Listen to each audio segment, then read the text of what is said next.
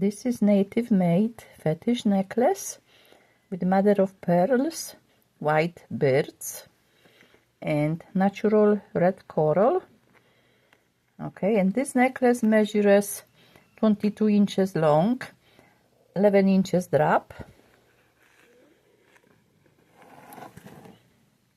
And of course it's for sale. If you wish to purchase it, just send me email, which is in the description of this video, and you can buy it through YouTube.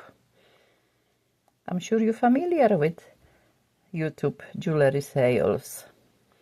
I also have long videos under emarkettreasures. You can watch some of my long videos as well.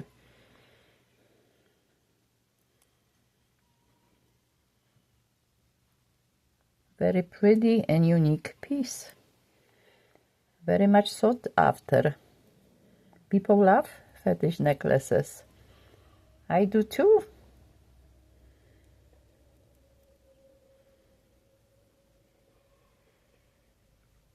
And I do have more of them. I will show you in my next videos.